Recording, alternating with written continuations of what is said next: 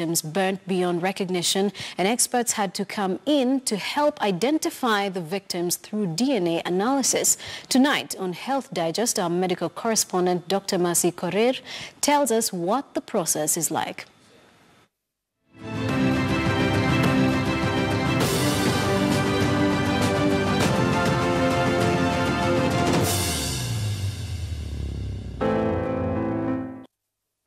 In the recent past, several families in Kenya have had to identify their loved ones or their remains through forensic DNA analysis.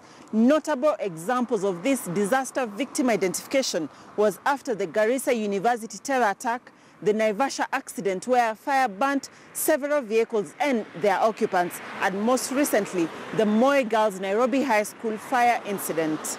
Disaster victim identification is done usually when a disaster leads to loss of a large number of people, and particularly where these people are unidentified.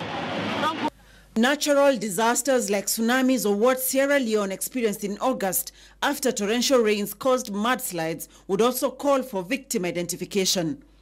Any other situation where victims cannot be identified by physical appearance because they are damaged beyond recognition often requires this DNA identification.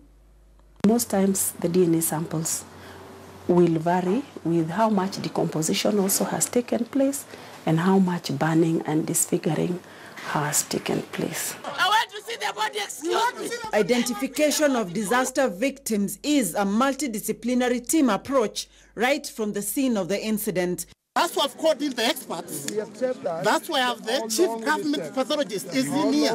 Among, just a moment, along with other pathologists. I've called in the government chemist experts, they are in here. Involving the police, other relevant authorities and the families.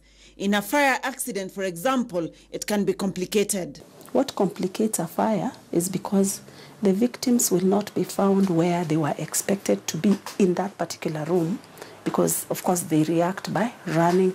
Such times are often difficult for families who, on one hand, are trying to come to terms with the loss of a loved one, and at the same time, not being able to physically see and confirm the remains of their departed loved one, a step that is part of healing.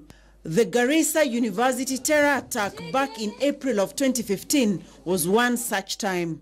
Bodies were actually decomposed within a very short time, and also because of the mangling and the damage by the bullets. It would have been so horrifying to expect the next of kin or the relatives to identify first decomposed bodies and disfigured bodies just by using physical identification.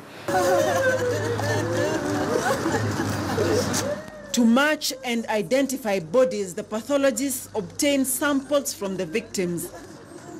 The specific samples vary. Where you have blood, you want to take blood. But in fires, you realize the tissue, sometimes blood as a sample gets caked and cooked. So we take tissue, okay? So long as the tissue is expected to have nuclei. So we can take muscle, we can take bone, we can take cartilage. One of the biggest questions arising from DNA analysis is whether further samples are used in matching.